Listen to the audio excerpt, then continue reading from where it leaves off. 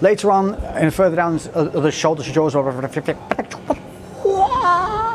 Today we're going to take a look at how to build bigger, rounder, meatier shoulders.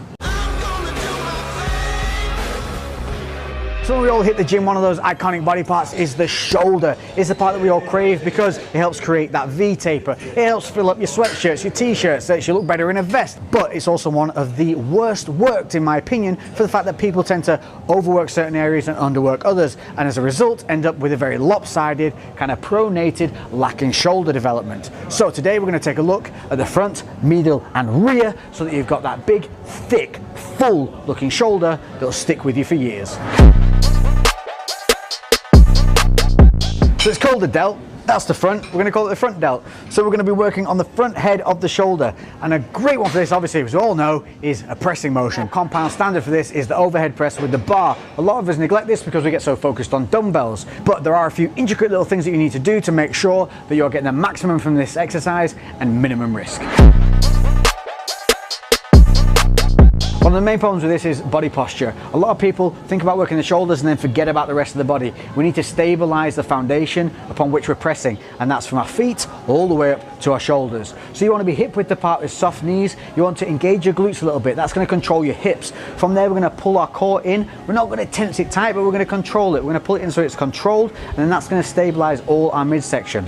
From there, we're going to grip just over shoulder width apart, keeping the elbows nice and tight. Shoulders are going to be held back, but not squeezing. So you're engaging the scapula but maintaining a good posture. So I'm relaxed here, I can move. It's not like bench press where you're rolling back, just engage them. From here, what we're gonna do is come under the bar and lift up. We're gonna need to clear our head out of the way. So as you drive up, what you're gonna need to do is put the head back. Then as it clears the head, you're gonna bring the head back in a straight line and then press up and over. So now we're kind of linear from bar all the way down to our feet. The bar's not too far behind us and it's not too far in front of us. This is a stable way of doing things, clearing the head in and out of the way. So as it comes back down, you clear the head out, keeping those elbows nice and tight, then drive back up and through. What a lot of people tend to do on this, which is a problem, is they tend to start overly arched to get their head out the way, and they keep it out the way the entire time. This is going to put a lot of stress on that lower lumbar. It's going to also make you very unstable, and it's going to risk wobbles. Wobbles can lead to injuries, so we want to avoid tweaks, we want to avoid injuries, and we do that by setting things correctly and sticking with them throughout each movement. So treat each rep individually, make sure that you are thinking about the mind to muscle, make sure that you are not excessively moving any part of the body that doesn't need to be moving other than the shoulder joints. So with overhead press, this is a compound movement, this is where you're going to get some weight on there, but if you're not used to doing this, start light, go slow, fight the negatives. You're going to feel all this on the front head of the delt. It's going to be very focused, but it's also going to be very taxing on the cardio, on your breathing. So relax, press, and I promise you, over time you'll see progression, increase in strength, increase in growth, and increase in stability.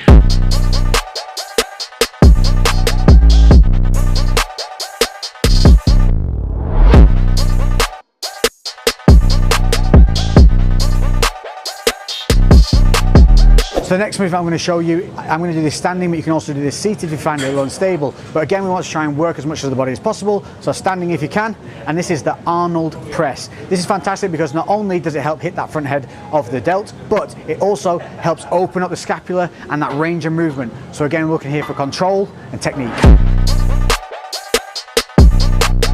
So what is an Arnold press? It's a variation on the shoulder press that requires a lot more movement. It starts from the front with the dumbbells facing each other, elbows tight. From here, you're gonna roll out, open up that scapula, nice and wide with the elbows, and then drive through as standard with a press. Then you come back down to that start position for the press, and then roll the dumbbells back round. So in one single flowing motion, we end up with what is called the Arnold press. The reason this is so great is because as we're rolling those elbows out, we're helping to expand the range of motion of the scapula. So a lot of people can end up with an impinged scapula, traps getting caught up. If you have a shoulder that's a little bit higher than the other, you've got imbalances, this is a really great way of opening up the body and controlling that motion of the shoulder. Plus, with that press motion, it's also going to hit the front head of the delt just as before. So as I said, standing or seated, this is a great exercise. Things to focus on here are making sure that you bring the elbows all the way back round to the front and get that full range of motion. Get a full turnout so the elbows are nice and wide. Then you're going to drive up without arching that lower back, Keep the glutes engaged to control the hips, drive through the feet and press, making sure to not allow the shoulders to rise up or down, keeping them engaged with the scapula. As with anything, start with the lighter weights. You're going to be aiming for that kind of 6 to 10 rep range. As you progress over time, you'll find that you'll get stronger, you'll require more weight, but do not think that more weight means more muscle. It's not the case. Especially with something as technical as this, start light, control it, keep the movement nice and slow, fight that negative and don't rush it.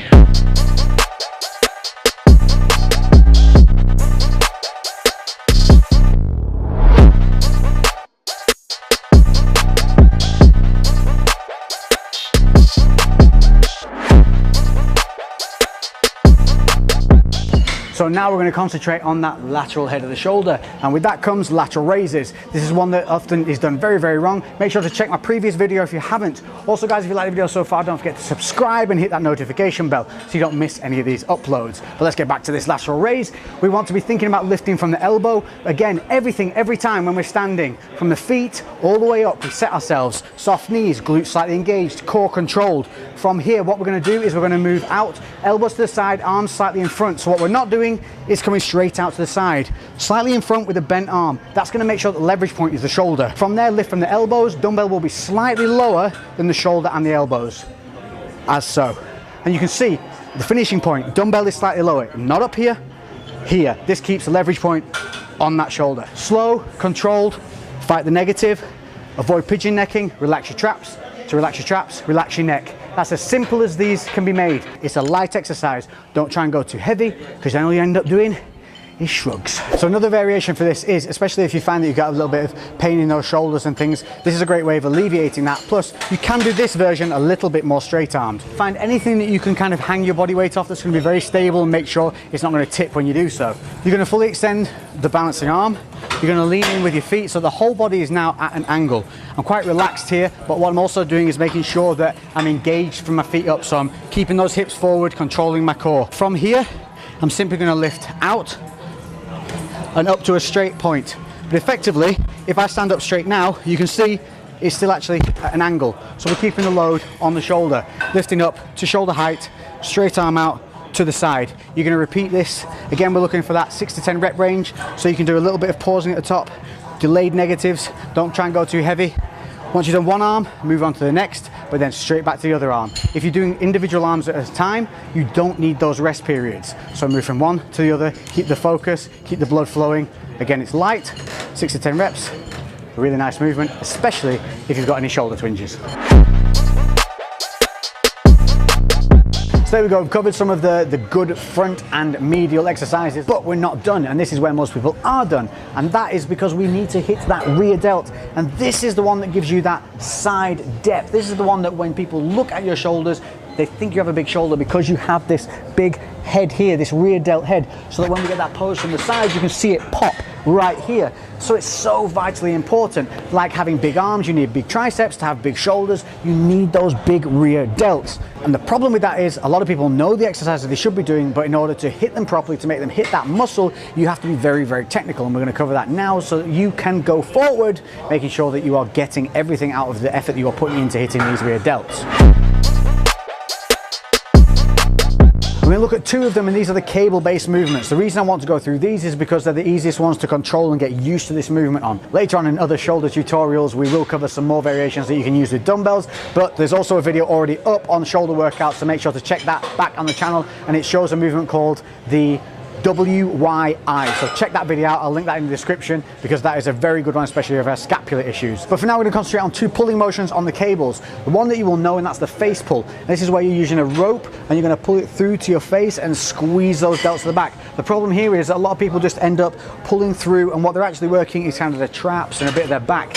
We have to think about this as almost a rear double bicep. So what we're trying to hit here is, you see this kind of bear claw here that we get at the back of the shoulder? That's what we're trying to bite. You're trying to feel it right here. So as we come back, what we want to do is pull the ropes here, and then we're going to push our knuckles back and over the top. That's going to help us really bite down on those rear delts. You also have to think about relaxing the traps, and to do that you need to relax the neck.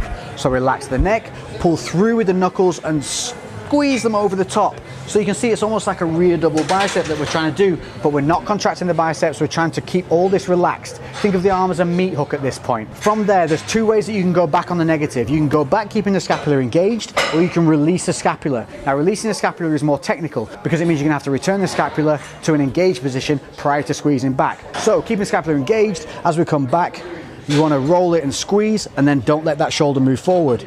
If we release, prior to pulling, we want to re-engage the scapula and then follow through with the pull. So to start with, do it as a double motion, scapula, pull. But by the time you get good at it, you should just be a flowing motion all the way through. So that is the face pull.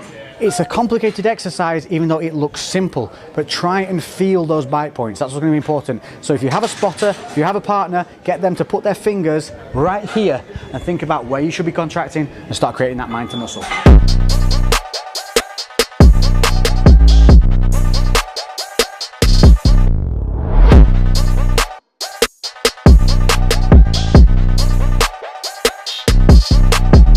Next up on the cables is the rear delt flies. So this uses both sides of the cables. But there's a little tip here that I'm going to give you that's going to help you engage that much easier. And that's not using handles, but using the balls on the ends of the cables themselves. And instead of having this overhand grip that a lot of people tend to have where they're pulling around, we're going to use OK fingers. So like if you're diving undersea and you give that OK sign, you're going to allow the ball from the cable to sit in that OK grip. Obviously the cables are going to cross in front of you. And from here, you're going to pull back from the elbows and squeeze, keeping those OK fingers. The reason this works is because it stops you thinking about pulling from the hands and allows you to concentrate on pulling from the elbows. It also stops you using too much of a heavy weight, and in turn what you're going to be able to do is again work on that mind to muscle connection. This is a really nice motion, but a couple of the errors that people do on it as well are allow the elbows to dip, so they end up pulling from top to low. We want to avoid that. We want to try and pull around in an arced motion. And that's kind of it. If you get all those right, you should feel this really bite down on that rear delt, and by the time you're finished, when you look to the side in the mirror, you should see a really nice big pump on that rear delt, and on those back biceps, you'll get that nice little bear claw. Wah!